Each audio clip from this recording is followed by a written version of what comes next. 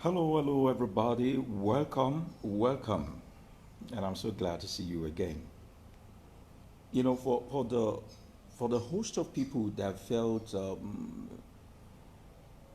indignant that I'm broadcasting to them unofficially like this, I want you to understand that sometimes situations warrant us to do things informally. So I apologize. You are important and you are special.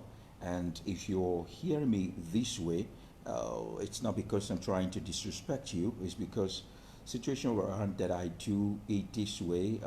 Maybe much later we'll resume back to our studio. Today, let's talk briefly and spontaneously about how to serve God without Christianity or Islam or any other religion at all. How to serve God without Christianity or Islam. And if you're listening to me right now, you should go ahead and share this with as many people as possible. You know, I come bearing the truth. With me, it might be very offensive to you sometimes, but really, this is something you will gain something from. I'm just rubbing minds and trying to tell you, all right, you serve Him through a certain mode or a certain religion or a certain tag. The obvious response is no, no. God never created us to serve Him as a Christian or as a Muslim person. As a matter of fact, God does not want you to serve Him under a certain tag. So tomorrow you do not say that if not for the religion I practice. All right, sorry for that breaking transmission. I don't know what happened. Okay, so we had a network issue, and so as I was saying, I said God never intended humanity to service Him or to serve Him rather via any form of religious platform, so that you don't say it is because of the preaching of my pastor or the preaching of my imam or something that I am able to know who God is. There is a God in you, and the inherent divine nature, let me put it that way, in you to be able to know what is good and what is bad is God living in you and telling you per time that come. You have to know what to do per time. Now, God wants us to serve Him without a tag on us, without you publicly saying that I'm a Christian or I'm Muslim. Because when you serve God because you have a certain religion or you practice a certain doctrine, then you have actually put an embargo or limitation on the extent to which you can go with God. Can I say that again? When you serve God under a certain umbrella with a certain religious tag or a kind of doctrine, you have limited what or to extent with which you can go with this God. Why do I say so? Religion will constantly show you what is good or what is bad according to the mentality of the one that started that particular religion, or the mentality of the one who started that doctrine or that sect. And when you really want to serve God or you want to work for God, you cannot afford to put a limit on yourself. It is an aberration for you as a person to put a limit on yourself while you're trying to serve God. Now, religion is going to tell you who you can help and who you can't help. Religion will dictate to you what to wear and not to wear. They will even tell you when to serve or when to fast or when to eat. Sometimes they even dictate to you what you should eat. And that was not what God intended. That wasn't what God intended. What God intended was for mankind to serve Him without any form of barricading them. Without any form of barricading them. Now, there is a part of the scroll that speaks about asking for nation that shall be given to you. Asking for nation and it shall be given to you. Now, as much as you would like to debate that the Bible is a Christian book or the Quran is a Muslim book, you cannot deny the fact that the prophet of each and every of these folks, each and every of these sects, were also exposed to some knowledge that was already in existence before the religion they started kick off. Now, in the ancient time, or the ancient days, let me say it that way, what religion means is not even faith. Faith is the least thing that religion consider as its component. What religion means in the ancient days is knowledge. Knowledge. What does knowledge do to you? Knowledge gives you the truth and the true picture of a thing. Now, when you get the true picture of a thing and you begin to practice it, one or two people are able to practice the knowledge you share, and it comes to reality. Now, that knowledge is considered to be holy. The knowledge now becomes the holy way with which mankind can attain results. Now, it was clearly established from every archaeological finding and researches that most of the things that we call the scroll, the scripture, the religious knowledge emanated from a place called the Nubia in Egypt. Now, the Egyptians are known to be the very first set of people that started civilization. And their civilization was a kind of religion they practiced. Now, the religion they practice is not in time of one God is somewhere, even though they believe in a supreme God. The civilization they practice is solely embedded in the fact that there is a knowledge in this world that a supreme being called God has released into the cosmic forces of nature, into the animals, into the the plant of the field and all of those things, which if mankind allow themselves to be applied to this knowledge, they can find it out and become as God. Now, it is one of the Egyptian scrolls that states that it is the glory of a supreme being to conceal a matter, and it is an honor for a lower being, a mortal man, to find it out. Now, the glory of a supreme being is to hide something, conceal that matter, not because he's trying to put people in misery, but he wants people to get up the ladder beyond mortality to immortality, where they are able to find out what he has hidden from them. So, having discovered the hidden treasure in terms of knowledge, which is religion to them, then they are able to put it to use, and in putting those knowledge to use, they now become as God. Now, it is going to be an aberration if we blind our eyes to the fact that King David, Solomon, even Yeshua, Moses, all of them had their strong tie with the Egyptian. Let's even start from their forefather, Abraham. He was having close relationship with the Egyptian. When Abraham was still having relationship with the Egyptian, their kings were called Abimelech, just like they have Pharaoh. They were called Abimelech. Now, there are knowledge they took from that Egypt. Now, one of this knowledge they took out of Egypt is that the supreme being have intention of releasing the nation to the people. I'm going to say it again.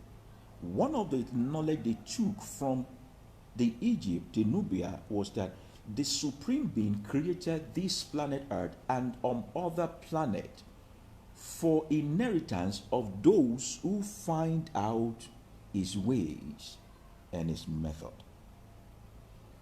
The supreme being did not create the things on earth just to own it all alone. He created them so that mankind may discover them and begin to take ownership of them. Now, one of the words of the Nubia is, ask of me, and I will give the nations to you. How do you ask of a supreme being, a nation? And how will he give it to you? It is by right application of your mind to the common knowledge that seems uncommon. When you meticulously apply your mindset, your heart, and your understanding to the common knowledge around you that seems so metaphysical, now what you do is that you become illuminated to an extent where the things that people do not see, you are able to see them. Now, 4% of the world population actually rules and run the affair of 96% of the rest because of knowledge.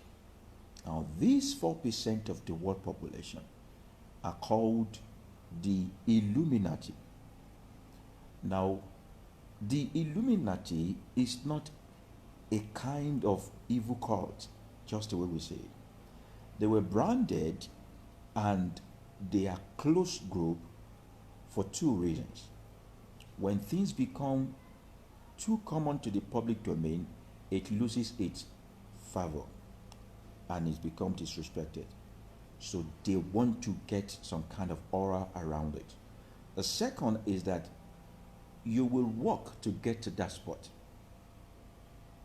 You will have to climb the ladder to get to that spot. And there is no special initiation of getting to that spot. The only initiation is to put your mind to knowledge of the things happening around you. And don't let nobody fool you. The fact that a man is extremely rich or is popular or is famous does not mean that he's a member of Illuminati. It might be. It might be that the person is a member, but that does not mean that the person is necessarily a member. And you realize that the word Illuminati is only coined from illumination. Now, what happened to you to be illuminated? Illumination comes when you have the right access to good information. Illumination comes when you apply your mind to the information that is able to put you up the ladder from an average person.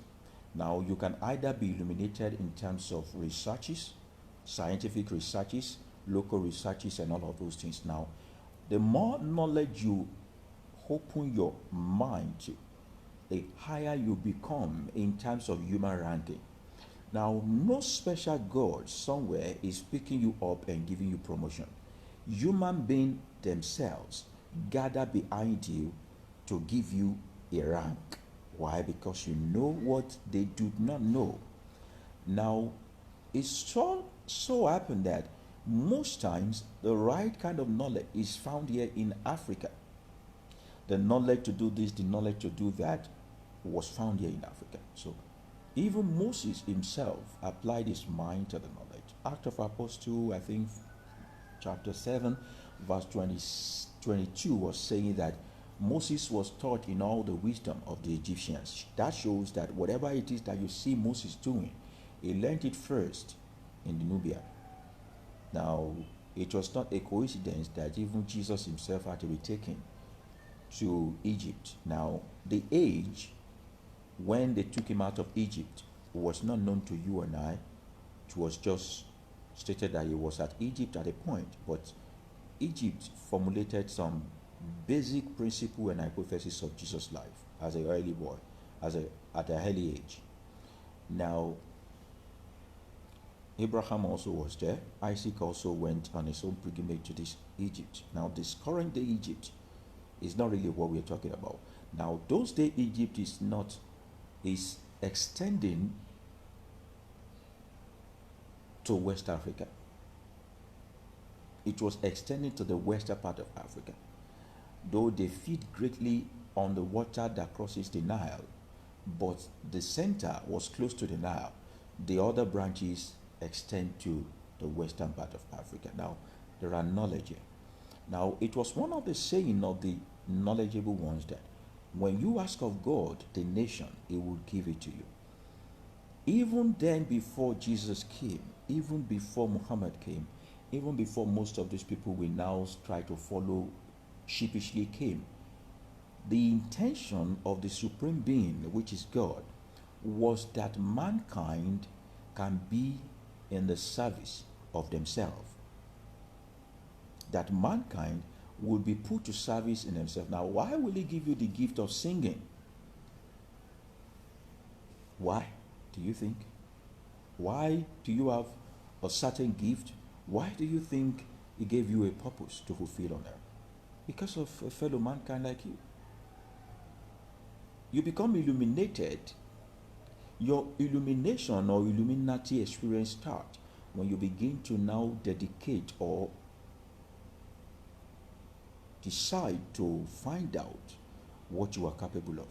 And not only finding it out, putting it to use, fine-tuning it, making sure that you prune your skill. Now, in pruning your skill, what happens is that you are serving men, human being. In serving men, you are getting paid. And the more of your skill you are ready to prune, the more of what they call brand these days that you are ready to push out there, the more money comes to your account. So you get extremely wealthy and rich so much that in the process of serving the nation, in the process of serving humanity, you are paid back by the universe automatically. And people who are not ready to do what you have done, what they say is that you have joined bad gang. They say that you have joined Illuminati, that you are in a cult, just because you chose to apply your mind to the right knowledge.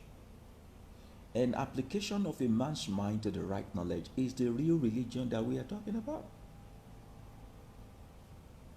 It's the real religion we are talking about. Now, the old saying is, ask of me and I will give the nations to you. How do you get a nation?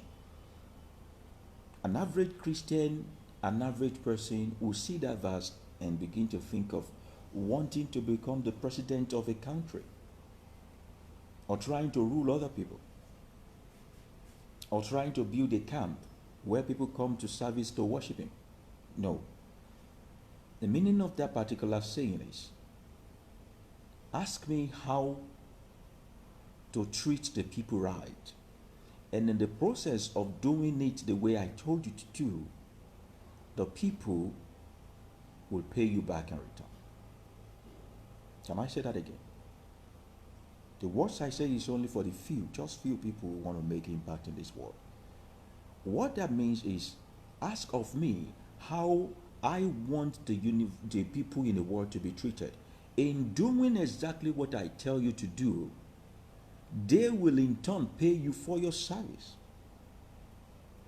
Stewardship is the most lucrative business in the world. And the people of ancient days knew this. Why? Because they put it to use. But I realized that religion often makes us become less of what God wants us to become. Religion limits us to the place of prayer. Either Islam, either Christianity, or whatever it is you practice. Even if you practice Mormon or Buddhism, the highest of where you can go to is to go and do meditation. But that's not the will of God to you, for you. The will of God for you is not for you to keep praying. It is for you to extract information and put it to use. So he said, when you ask nations from me, I will give them to you. What does it mean? When you ask me of how to service humanity, I will provide the resources to rule, to reign, and to do it for you. But religion has limited our lives to getting a job, growing up, getting married, having children, growing old, and dying. The last time God ever did extraordinary or go extra mile with mankind was when religion came into this world. And I'm going to tell you when that happened. That was when Cain and Abel offered a sacrifice. because they have been taught that when they don't do that, they can't seek the face of God. But when we go by the Bible or the Quran, how God was dealing with Adam was not through sacrifice, it was through conversation and action. Through conversation and action. Either you are a Muslim or a Christian, it says that in the cool of the day, God will come down to have interaction with who? With man. Adam means man. Man could be male or female. And at each conversation and communication, the man is expected to get some things done. In that wise, it became authority in this world. It was like God created the earth and gave the order in it to man. And because he owns it, he is the manufacturer, he wants you to constantly reach out to him for how to get things done. And in reaching out to him, it is not true religion. Religion is a man-made protocol on how to access God. God did not create you to be a Christian. He never created you to be a Muslim. He just created you to do his good work. And how can you do it effectively? He said, when you ask of me, I will give the nations to you. When you ask me on how to rule this world and how to make impact in this life, I will give you the necessary resource for you to put it into action. But religion will tell you that you cannot go beyond the level of Muhammad sallallahu alaihi wasallam. Religion will tell you that a servant cannot grow beyond his master, or a student cannot be greater than the teacher. Jesus Christ said that. Religion always suppress you and oppress you to look at the microscopic few people in this world, those 4%, as if your life depends on them. Now, this broadcast is not for you to say, okay, I don't want to be this, I don't want to be that. Even while being that, you can be more than that. The essence of your creation is not to give your life to Christ or to pray to Kaaba or to do this. The essence of your creation is to carry out God's instruction in this world. And how God wants you to do your own instruction is different from how He wants me to do mine. But religion is going to give us the error of uniformity. The error of uniformity. And the moment you have the error of uniformity, slavery is not far-fetched. The error of uniformity comes with the act of matriculation, which they call baptism. Baptism happens in Christianity, baptism happens in Islam also. All of them do baptism. Judaism also do their own baptism. The Pharisees and the Sadducees have been baptizing before Jesus came. Even before Jesus came, John the Baptist has been baptizing. But the moment you fall into the error of uniformity, baptism takes place and your limitation is determined instantly according to the doctrine of that religion that you are subscribed to. So they tell you what to eat and who to marry, where to go, what to wear.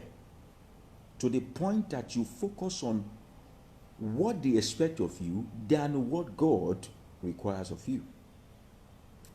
I like to build my conversation from from beneath to the climax.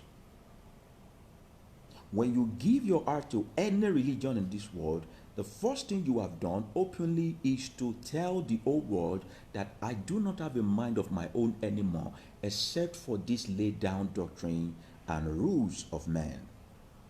So even though God is speaking to you in your heart that get this done, you begin to compare God's express instruction, pari passu, with man's doctrine. Rebellion. So Christianity or Islam will never take you anywhere. They are not going to take you so far. Christianity will make you think that going to church is serving God, as if when you join the choir you are serving God. That if you are in the ushering department you are serving God. No, that's administration. And you are doing it for the sake of orderliness of your church. Else, when you guys constitute nuisance, they jail all of you. It has no divine reward. I say it again.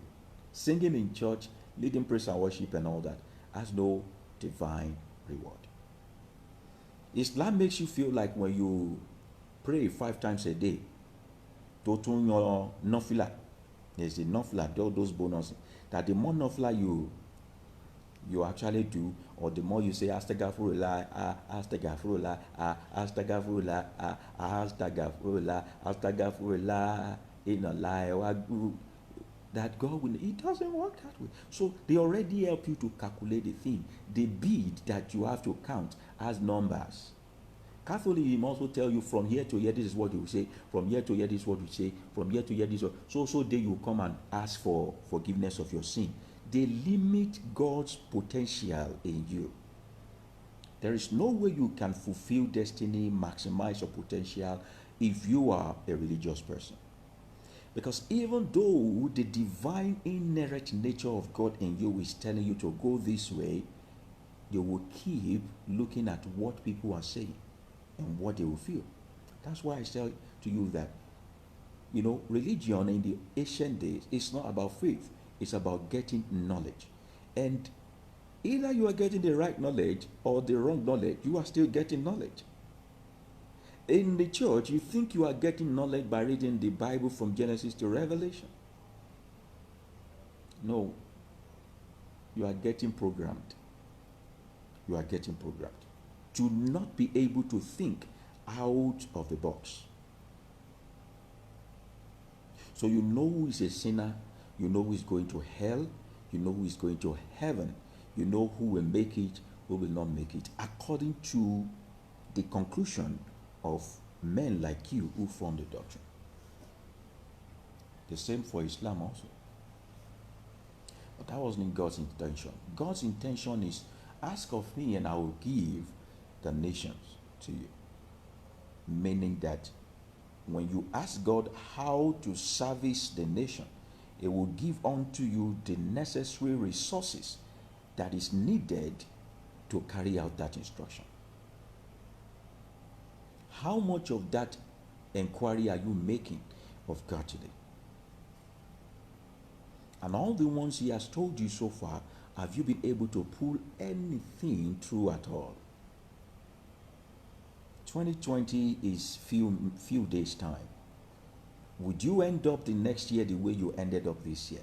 Isn't it time for you to just shake off yourself from this chain and say, no, I want to serve God really? Knowing fully well that if you begin to tag yourself, you cannot go beyond the definition of the tag that you have put on yourself. There are people in the beer parlor that need to hear from you. But because church has told you they don't want to see you there, you don't care if they go to hell. There are people in dance club, who need you to come around and just mingle with them so that it can change their mindset. You think that, okay, those who go to nightclub are going to die. There are your friends out there who drink alcohol. Because they do so, you just naturally condemn them. There are people who are not Christians like you, who are not Muslim like you, who are not following your thought pattern, but they are truly and genuinely in need of help. But because you think, no, we must do this for our Muslim brothers first, we must do this for our Christian brothers first, you lose out on that reward. Whereas it's about asking gods of nation so that He can give them to you. And in asking God for a nation now, do not make it so diplomatic or political. Yeah, it's good to join politics. But I'm saying that you don't need politics to own a nation. You are a nation. I am a nation. Whatever you do to me, you do it to a potential nation. What if I become the president of Nigeria tomorrow? The goodness you have done for me, you get it back. The things you have taught me will also affect my policy formulation. What if you have done evil to me? I might use that moment to pay you back.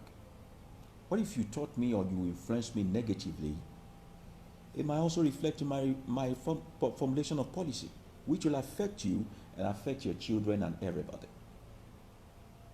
So when God is talking about nation, He's not talking about a country. He's talking about you and I. Ask, and I'll give the nations to you. You are a nation. I am a nation.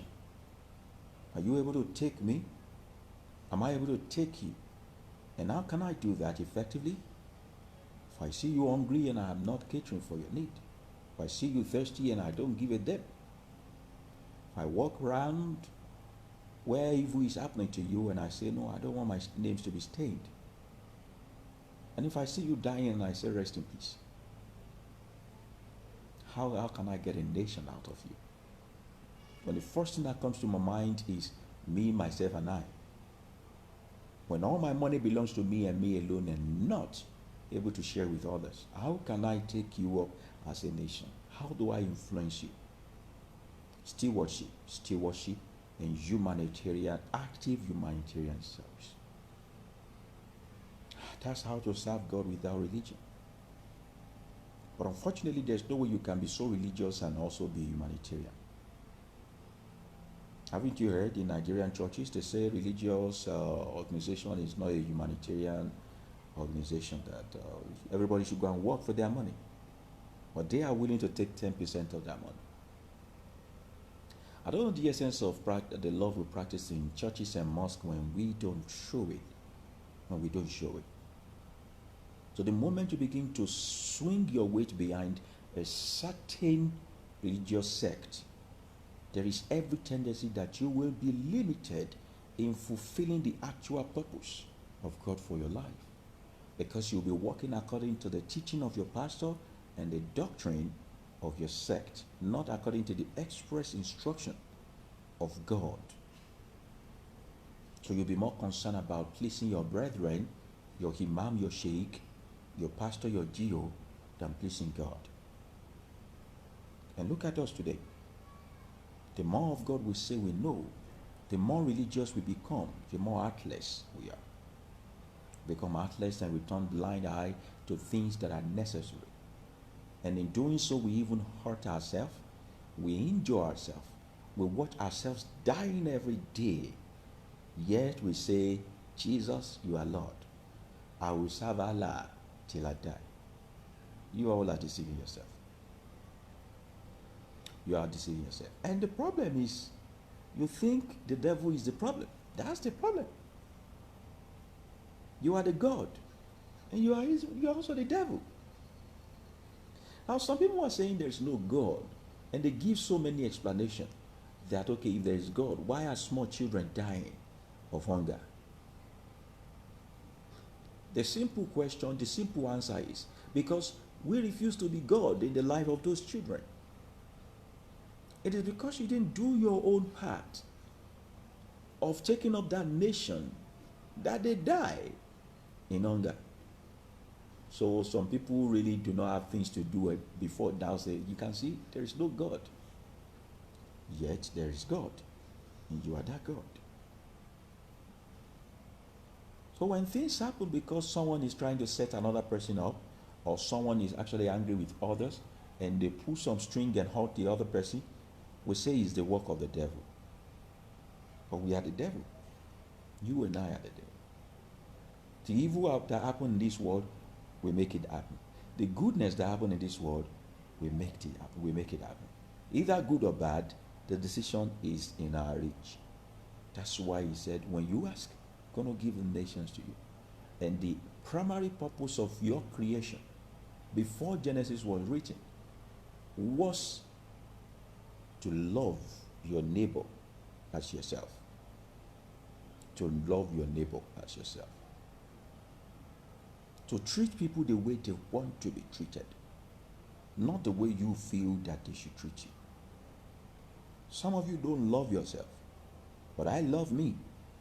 So don't treat me the way you want to be treated. Treat me the way I want to be treated. It was hypocrites who lived 400 years before Jesus was born that first said that, do unto others how they want to be done for. That's the same thing Jesus Christ said. But they twisted it to say Jesus said, do to others what you want others to do for you. or love your neighbor as yourself. No. You love your neighbor the way they want to be loved. Some of you don't even understand the meaning of love. Some of you don't even know what real love is. Some of you don't even love yourself. So if I allow you to love me the way you love yourself, you would destroy my life. That's not the way God wants the world to run. When we love our neighbor the way we love ourselves, we have broken the old order of things. We have stopped humanitarian service. We have stopped service to humanity. What we are doing is service to self. But when we love people the way they want to be loved, that is when we do things sacrificially. So what we do is we study them, we ask them, what is it that you need? How can I help you? And Jesus Christ practiced this thing. He didn't barge into people's lives just healing them anyhow. Surely there are so many lepers, so many blind people, so many deaf people in Israel of those days. Did he heal all of them? No. And those who called his attention, he asked them specific questions. What do you want me to do for you? That is to show you that what they wrote in the Bible is different from what Jesus Christ said. What he said is to love your neighbor the way they want to be loved, not to love your neighbor as yourself. Because if you are loving people like the way you love yourself, you might not even understand what love means. That's why we hurt each other. Because we're trying to love people the way we are loved, the way we want to be loved, the way we love ourselves. Some of us don't even spend time with ourselves. Some of us are so lonely without other people's company. Some of you don't even eat well. Some of you don't even drink well. Some of you don't even have anything to even... How do I expect you to love me the way you love yourself? You love yourself with rubbish. Don't come and love me with rubbish. Love me the way I want to be loved. So you have to communicate with me. You have to talk to me. What service can I render for you? Be a retail kind of helper who asks people, how may I help you? That's the most important question in human relationship. But we took it to be a greeting. How may I help you? It's even an insult. It's a statement of, no, stay your lane, let me stay my lane. No. Serving God without Islam or Christianity will go a long way in giving you a divine response and reward at the end of the day. So what Jesus Christ said was to love people the way they want to be loved. It costs you nothing to ask people what they need from you, and you give it to them if you have it. You don't go on assuming that people are okay like this the way you are okay. I'm not you, you are not me.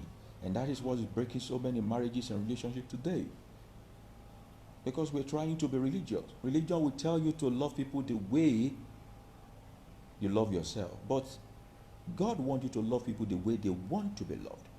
How does your wife love to be talked to? How does your husband love to be talked to? How does your employer or employee love to be related with? How do you relate with your neighbor? Have you studied them? Have you asked them? That's why some of you do good and you don't receive a thank in response, because as far as that person is concerned, you just wasted your time and energy.